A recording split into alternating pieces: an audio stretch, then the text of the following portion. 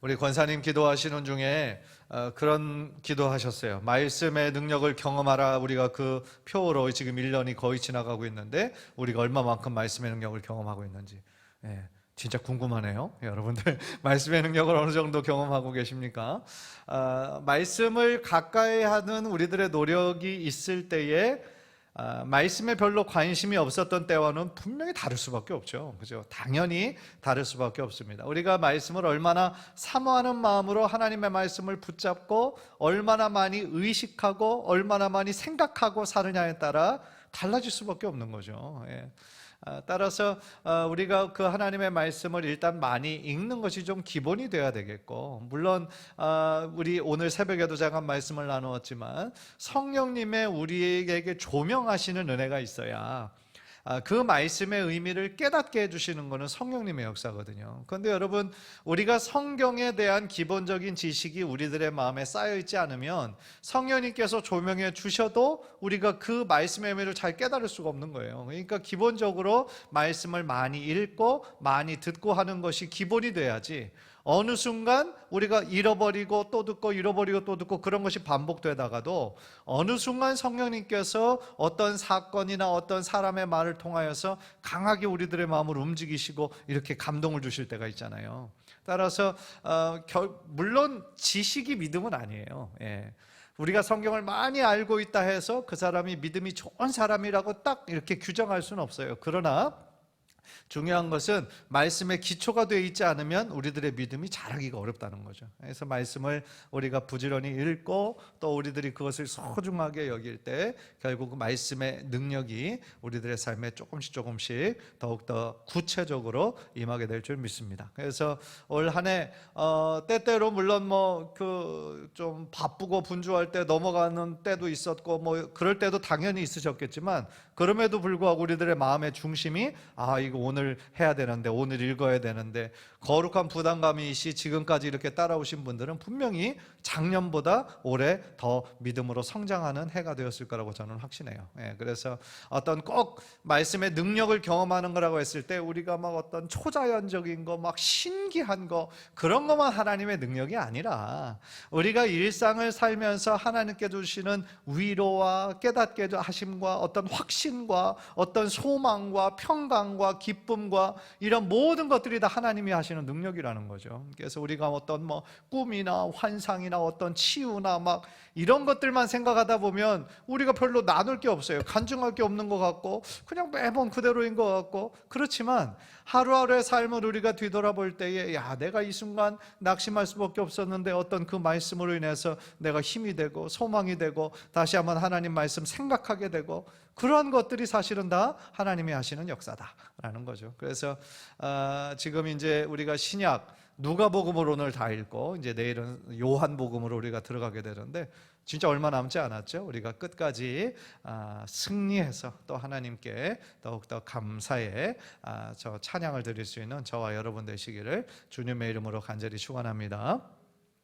자, 오늘 지난주에는 우리가 어떤 거에 대해서 배웠냐면요, 예수님의 마지막 일주일에 대해서 우리가 말씀을 나눴어요. 그래서 예수님께서 예루살렘에 입성하시면서부터 이제 순환이 시작되죠. 그래서 입성하신 후 첫날에 이제 성전을 청결케 하시고 또 여러 가지 그런 무화과 나무의 비유를 들어 설명하시고 유월절 만찬을 하시고 정말 일주일이 너무 급박하게 지나가셨죠. 그래서 그 모든 일주일, 그래서 십자가를 향하여 걸어가신 그 길, 자신에게 주신 그 사명과 자신이 이 땅에 오신 그 사명을 붙잡고 쭉 가셨던 그 일주일, 그래서 예수님의 그 크신 사랑과 은혜에 대해서 우리가 지난주에 좀 묵상하는 시간을 가졌어요.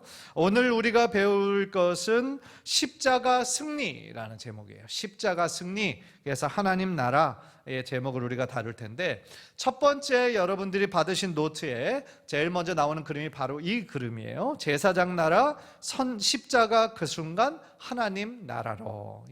그래서 여러분, 우리가 구약을 우리가 배울 때에 제가 여러분들 질릴 정도로 많이 했던 거 있었죠. 그게 뭐예요? 제사장 나라, 거룩한 백성.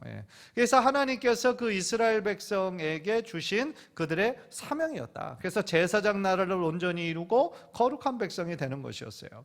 그것이 이제 구약의 핵심 키워드가 바로 제사장 나라였다면, 이제 예수님의 오심으로 그것이 어떤 더 큰 개념으로 바뀌는데, 그게 뭐냐면 하나님 나라. 하나님 나라라는 거예요. 그래서 예수님께서 오셔서, 물론 세례 요한의 메시지도 그랬지만 제일 먼저 선포하신 말씀이 뭐였죠? 회개하라. 뭐가 가까웠다? 천국이 가까웠느니라. 천국이 결국은 뭐예요? 하나님 나라거든요. 천국이 하나님 나라입니다.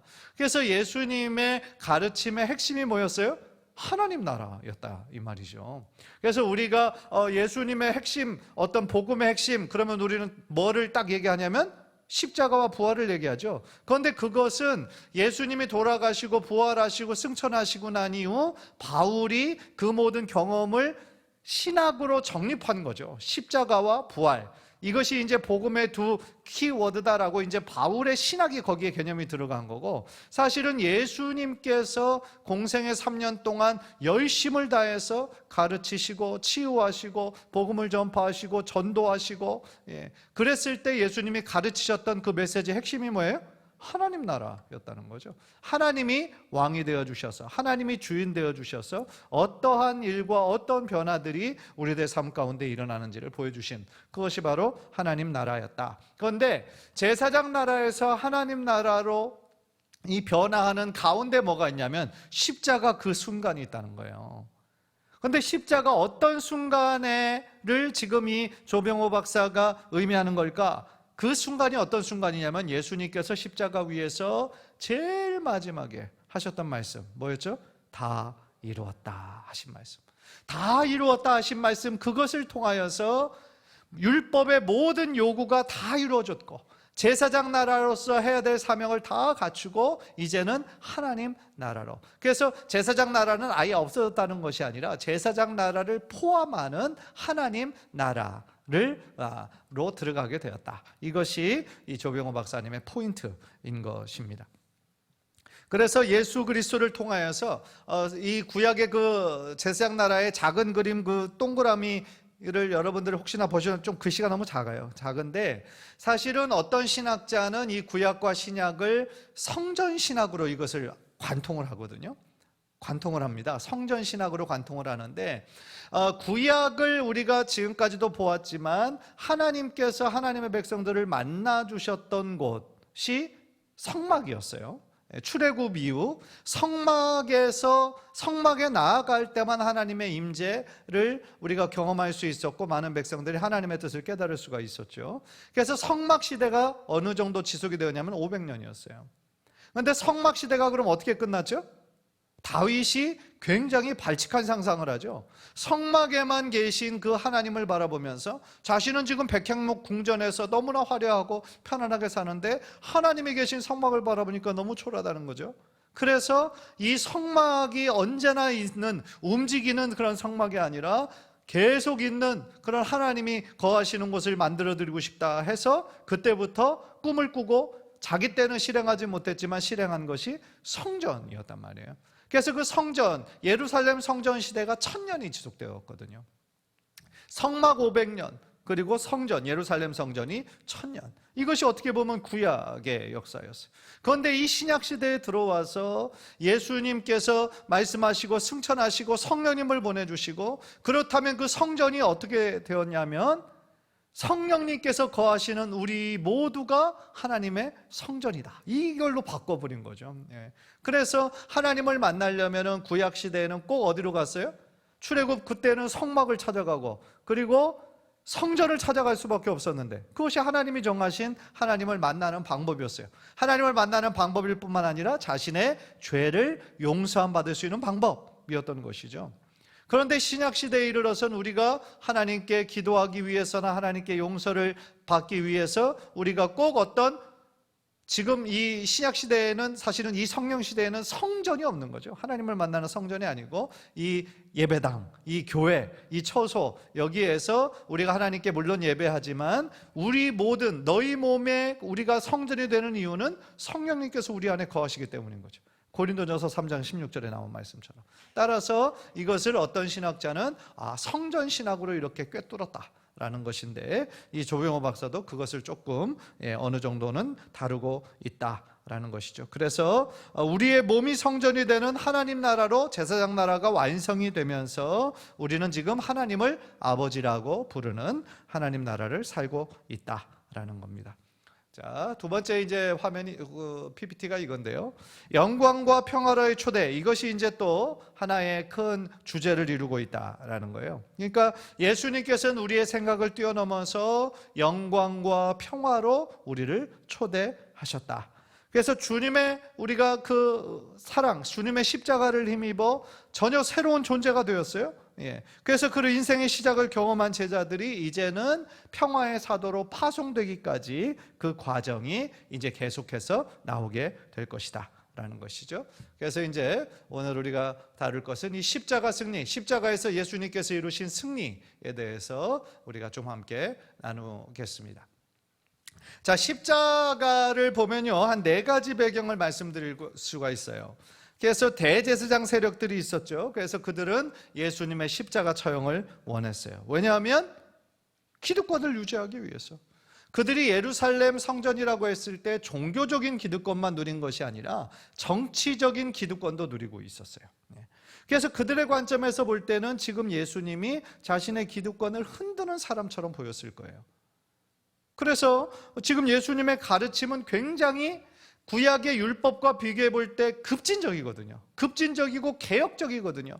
그래서 그들이 봤을 때 율법을 마치 폐하는 것처럼, 지금까지 자신들이 지켜왔던 것을 마치 아무것도 아닌 것처럼, 사실은 그게 아닌데 그들은 그렇게 오해를 했던 것이죠. 그래서 예수라는 사람의 그 가르침도 두려워하고, 또 예수님을 따르는 무리들이 점점 더 많아지고 인기가 많아지는 것을 보고 그들의 기득권을 빼앗길까 봐 두려웠던 것이죠. 그래서 그들이 예수님에게 이렇게 미워하고 어떤 책을 잡으려고 그러고 결국은 십자가에 못 박게 했던 것이죠. 또 빌라도도 거기에 한 축이었죠. 그래서 예수님의 십자가 처형을 원하지 않았어요. 빌라도는 아무리 이렇게 대화를 해도 예수님이 죽을 만한 죄를 범하지 않았어요. 그는 알고 있었어요, 직감적으로. 그리고 대화를 통해서. 그렇다고 한다면 빌라도 자신이 가진 권한으로 십자가에 이렇게 내어주지 않을 수도 있었단 말이죠. 그런데 그도 역시 교활한 정치가였기 때문에 대제사장, 그 유대에서 다스리는 대제사장 세력을 무시할 수 없었고, 또한 밀란이 일어날 것을 두려워하는, 그래서 타협을 한 것이죠. 현실과.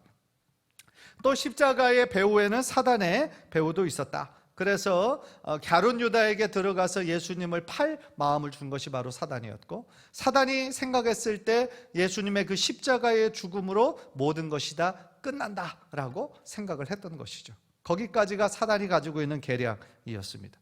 그러나 하나님의 구원 계획은요, 모든 인간을 구원을 하시려는 하나님의 경륜, 하나님의 놀라운 예정으로 십자가가 하늘의 지성소가 되었다라는 것이죠. 그래서 하나님의 이 구원 계획은 대제사장도 당연히 몰랐고, 그리고 빌라도도 몰랐고, 사실은 사단도 전혀 파악하지 못한 하나님의 위대한 구원의 계획이었다라는 것입니다.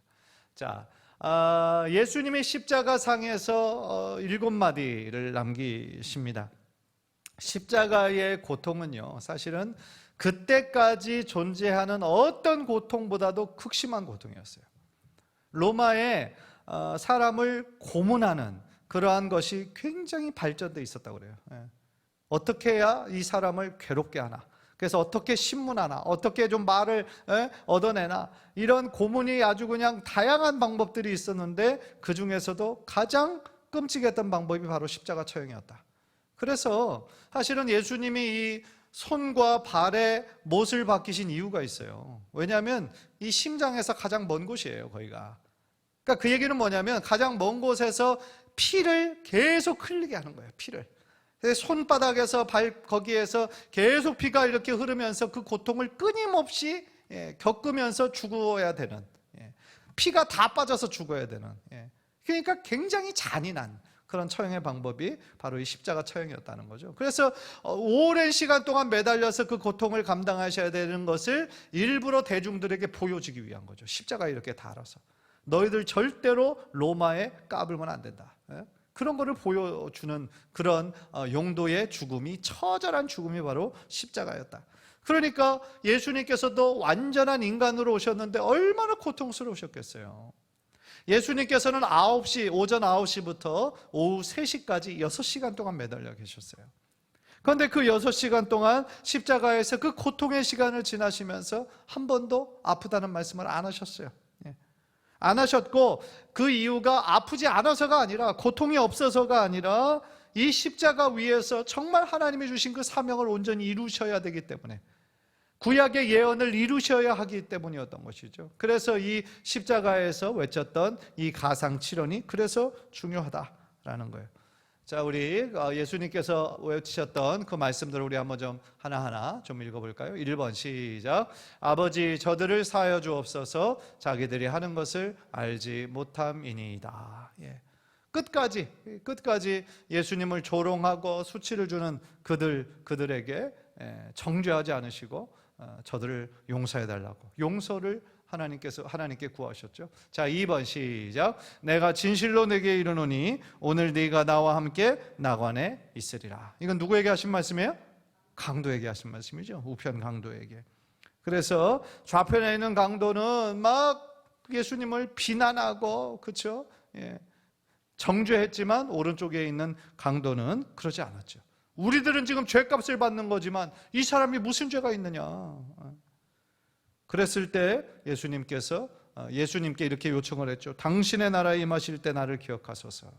그때 예수님께서 네가 나와 함께 낙원에 있을 거다라고 말씀해 주셨던 거죠. 자, 3번째 시작.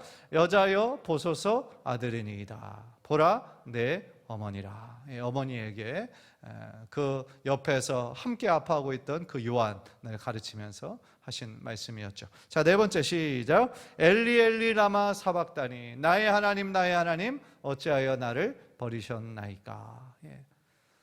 처절한 외침이었죠. 그러니까 예수님께서 사실은 가장 고통스러웠던 순간이 바로 이 순간이었죠. 왜냐하면 육체적인 고통, 그거는 계속 있었고 지금 이때 왜 나를 버리셨습니까? 이 얘기는 뭐냐면 지금 하나님께서 이 예수님 자신의 아들을 어떻게 하신 거예요? 버리신 거죠. 왜요? 죄 때문에. 모든 인류의 죄를 지금 다 감당하고 있는 죄인의 대표로 지금 예수님이 서 있으셨던 것이죠. 그래서 하나님께서는 그 순간만큼은 예수님과 완전히 멀리 하셨다. 죄인이었기 때문에. 그래서 예수님은 어떤 고통을, 육체적인 고통뿐만 아니라 영적인 고통을, 어떤 하나님과 아버지와의 단절되는 그러한 고통을 겪으셨기 때문에 아버지 왜 나를 버리셨습니까? 엘리 엘리 라마 사박다니, 처절한 외침을 하셨던 것이죠.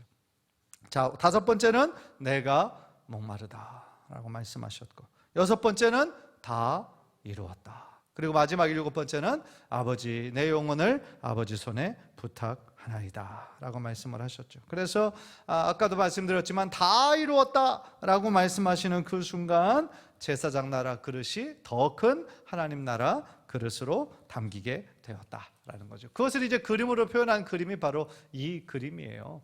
그래서 이제 이 통성경의 공식으로 5대 3대 5다 그러는데, 제사장 나라에는 이렇게 5가지 특징이 있다라는 겁니다. 6월절 어린 양으로 시작한 나라다. 6월절 어린 양 하면 뭐가 기억나세요? 그 6월절 어린 양 하면 물론 예수 그리스도죠. 그런데 이제 구약의 처음 무렵에 이제 애굽을 나오기 전에, 그죠? 10가지 재앙 중에서 10번째 재앙의 바로 전날, 그죠? 전날. 그래서 모든 첫째 난, 큰 아들과 모든 첫째 난 그런 짐승들이 죽음을 당해야 할 때 애굽에 속한 사람들이 하나님께서 구원의 방법으로 어떻게 하라고 시키셨어요? 어린 양 한 마리를 잡아서 그 피를 그 각 문에, 문설주, 문지방에 발라라 라고 얘기를 했죠. 그러니까 결국 그 이스라엘이라는 나라, 이 이름도 없었을 때죠. 그때는 그냥 히브리 민족의 개념으로 있었을 때 6월절 어린 양으로 시작한 그 나라가 바로 제사장 나라였다. 그런데 여기서 얘기하는 하나님 나라는 그럼 어떻게 시작했나? 제사장 나라를 포함한 더 큰 나라, 하나님 나라인데 하나님의 어린 양으로 시작한 나라다. 하나님의 어린 양은 그럼 누구를 의미할까요? 예수님이죠. 예수님. 그래서 하나님의 어린 양, 그러니까 세례 요한이 주님의 길을 예비하러 온 사람인데, 보라, 세상 죄를 지고 가는 하나님의 어린 양이로다 라고 선포를 하잖아요. 그러니까 이 세례 요한은 예수님이 구약에서 예언한 메시아이시고, 메시아로서 모든 인류의 죄를 대속할 하나님의 어린 양이심을 영적으로 바라보고 있었다라는 거죠. 하나님의 어린 양으로 시작한 나라가 바로 하나님 나라였다라는 거죠. 그래서 예수님의 세 가지 선언, 가운데 있는 거 3으로 써 있는 것을 보면, 예수님이 세 가지 선언 기록된 바, 그 기록되었다라는 것은 뭐예요? 구약에 예언되어 있는 메시아에 대한 모든 예언을 예수님께서 십자가 위에서 다 성취하신 것이죠. 창세전부터 예정하신 하나님의 놀라운 구원 계획을 주님의 십자가의 순종하심으로 다 이루신 거죠. 그리고 율법과 선지자는 누구까지? 요한까지. 그러니까 세례 요한은 지금 신약에 딱 나오는 인물이지만 사실은 마지막 예언자였던 거죠. 구약 시대의 마지막 예언자가 바로 세례 요한이었다라는 거죠. 그리고 십자가에서 가상칠언 중에 6번째 다 이루었다. 율법의 요구, 그리고 메시아에 대한 예언을 예수님의 십자가에서 다 이루셨던 것입니다. 그래서 제사장 나라가 이제 더 큰 하나님 나라 그릇에 담기게 되었다라고 우리가 이해를 하시면 되겠습니다. 대제사장이신 예수의 십자가가 곧 하늘 지성소였다. 지성소라는 경우가 뭐예요? 지성소가? 성소가 있고 지성소가 있잖아요. 지성소는 어떤 곳입니까? 법궤가 들어있는 곳이고 하나님의 임재가 있는 곳이죠. 법궤는 하나님의 임재의 상징이잖아요. 그죠? 예. 그래서 그 지성소는 누가 들어갈 수 있어요? 대제사장만 들어가 있어요. 유일하게 대제사장만 들어갈 수 있어요. 그래서 이 십자가가 곧 하늘 지성소였다. 그래서 그 성소에서 모든 사람들의 죄를 다 속죄함 받을 수 있었던 것처럼 그 십자가가 하나님께 나아가는 지성소, 모든 인류의 죄를 다 대속함을 받을 수 있는 지성소가 되었던 거다라고 지금 이렇게 설명을 하고 있는 거죠. 그래서 구약시대는 제사장 나라로 시작된 대제사장과 예루살렘 성전 지성소였다면, 이제 신약에 하나님 나라로 시작된 왕같은 대제사장 예수님과 십자가 하늘, 그것이 바로 지성소였다 라는 거죠. 그래서 첫 번째 그 파란 글씨를 보면 한 사람이 순종하심으로 많은 사람이 의인이 되리라 라고 했어요. 여기 한 사람의 순종, 한 사람은 누구를 의미할까요? 예수님이 의미하는 거죠. 로마서 5장은요 독특한 장인데, 아담과 그리스도를 비교하면서 이 바울이 설명을 하고 있거든요. 그러니까 그 아담은 어떤 거의 상징이냐면 아담의 범죄로 죄가 들어온 거예요. 그러니까 모든 인류의 대표 아담. 아담이 그런데 죄를 범했잖아요. 그죠? 에덴 동산에서 죄를 범함으로 우리들 모두가 죄를 지금 이어받았어요. 원죄로. 그렇죠? 그런데 또 한 사람, 예수 그리스도가 두 번째 아담이라고 성경 바울은 그렇게 표현을 하거든요. 그러니까 모든 인류의 대표 두 번째 아담 된 예수 그리스도가 순종하심으로, 뭐에 순종했어요? 십자가에 순종하셨죠. 십자가에 순종하심으로 모든 사람들, 죄로 인해서 그 죄값으로 죽을 수밖에 없었던 우리들이 그 죄에서 속량함을 얻을 수가 있었다라는 거죠. 그래서 이 1, 2, 3, 4, 5, 6 다 읽지는 않겠지만 히브리서의 주제를 이루고 있는 것이 예수 그리스도가 대제사장인 것을 계속 설명하고 있거든요.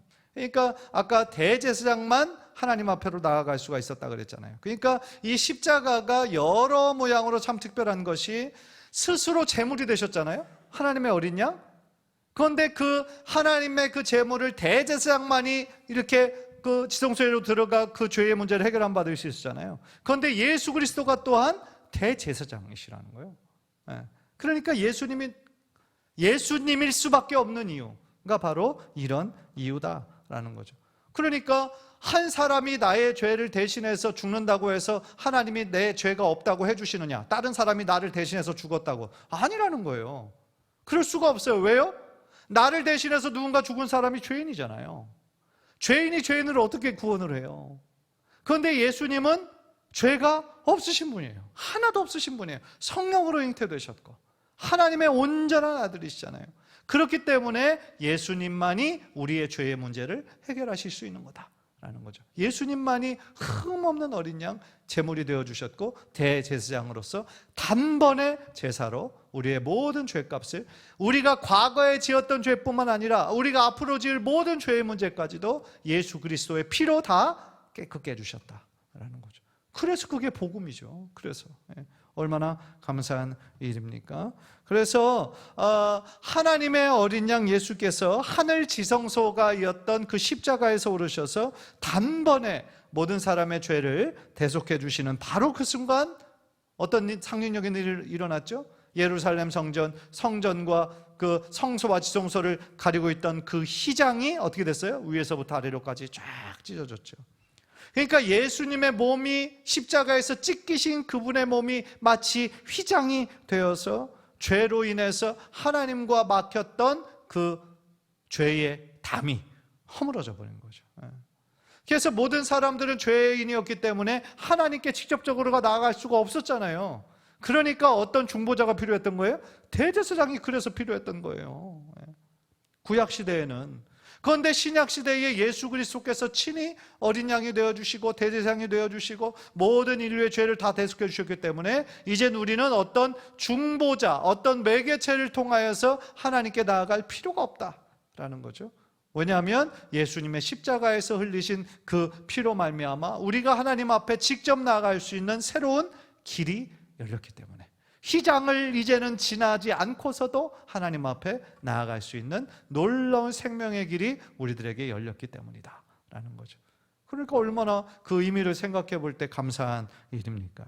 그래서 죄로 인해 막혔던 담이 허물어져 버렸던 것이죠. 나중에 유대인과 이방인들이 가지고 있었던 그 높은 담도 지난 주일날 말씀드렸던 것처럼 베드로마저도 그런 유대인과 이방인이라고 하는 높은 담을 가지고 있었는데 이제 성령님께서 그 담을 허물어 버리시죠. 그죠? 그러시면서 모든 민족들에게 아브라함을 부르셨을 때부터 하나님께서 가지고 계신 구원의 계획이었죠. 아브라함을 축복의 통로 삼으셔서 복의 근원 되게 하셔서 그 복을 모든 이방 민족에게 선포되기를 원하시는 하나님의 뜻이 예수 그리스도의 십자가로 말미암아 확장이 될 수 있었다라는 것이죠. 잘 따라오고 계시죠? 다 이해하고 계시죠? 오케이.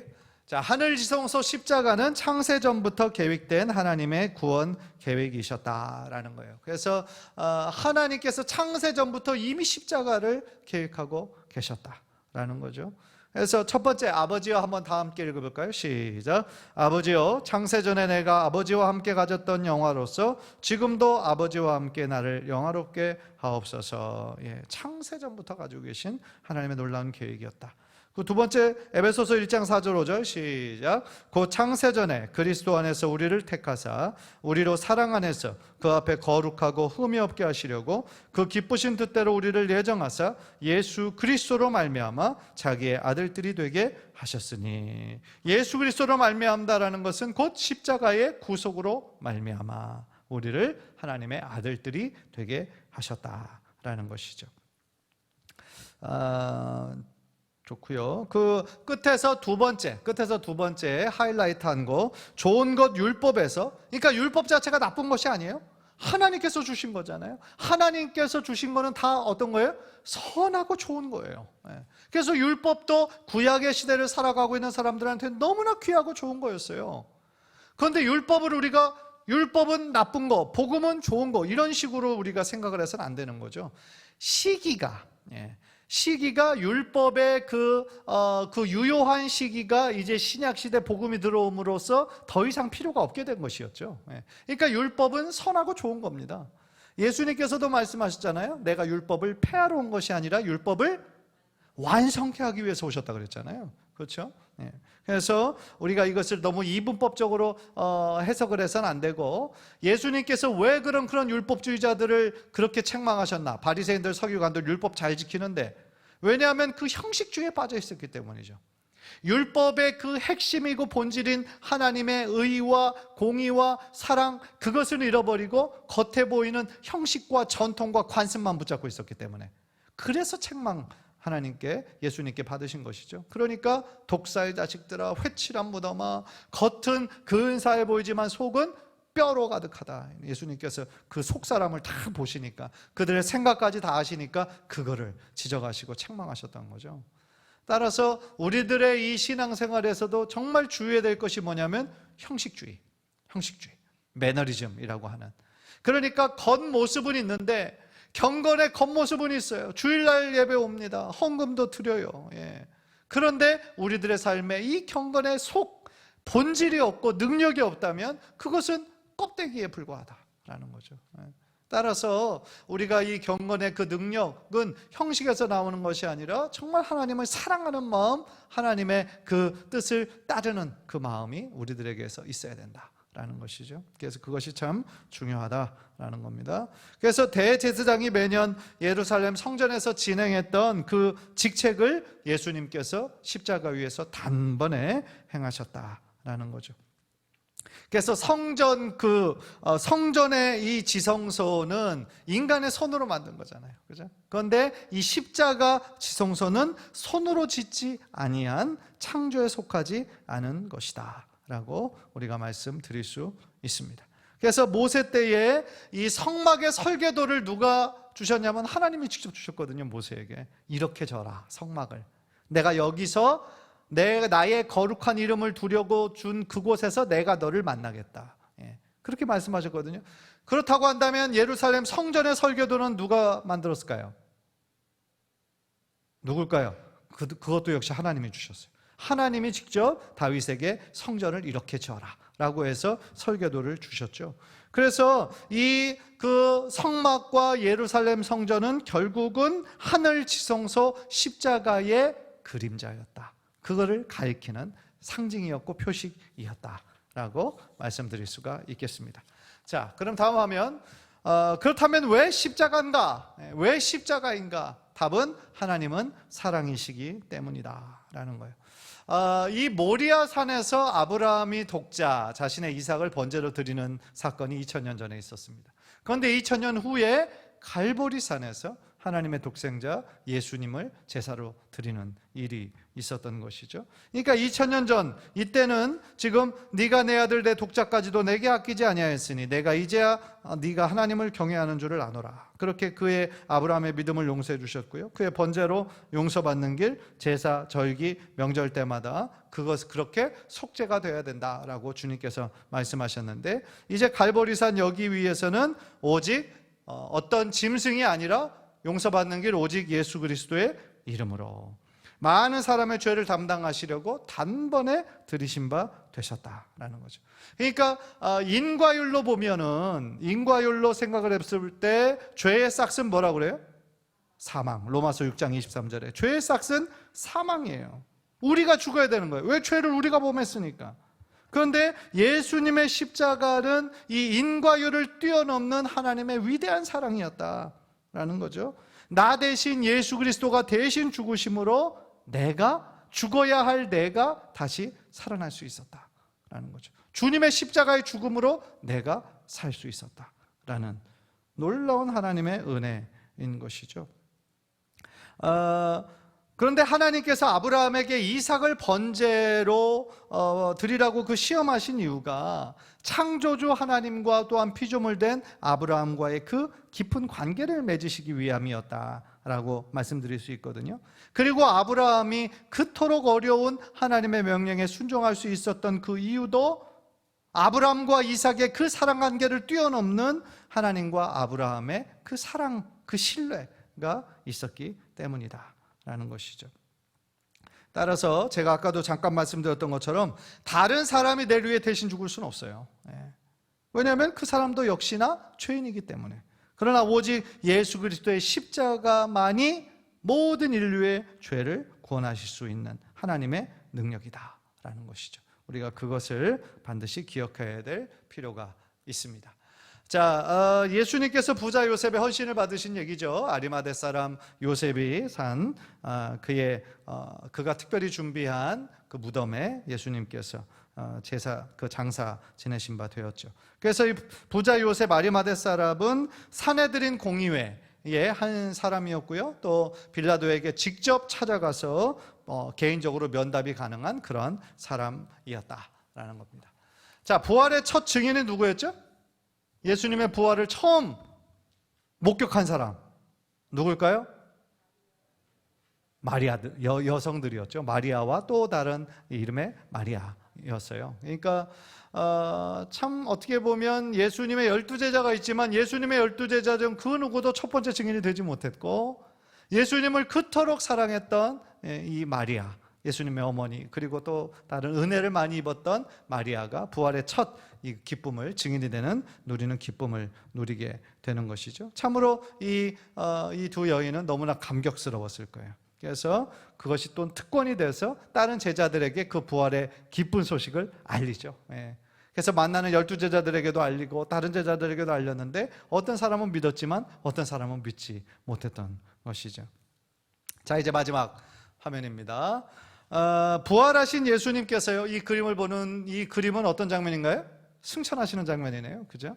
그래서 부활하신 예수님께서 제자들에게 나타나시고, 그리고 모든 제자들, 주님을 따르던 모든 제자들에게 이 위대한 지상 대명령을 주셨죠. 우리 첫 번째 나온 성경 구절을 다 함께 읽읍시다. 시작.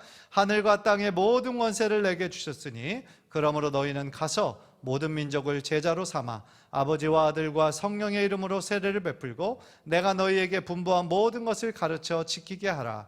볼지어다 내가 세상 끝날까지 너희와 항상 함께 있으리라 하시니라. 아멘.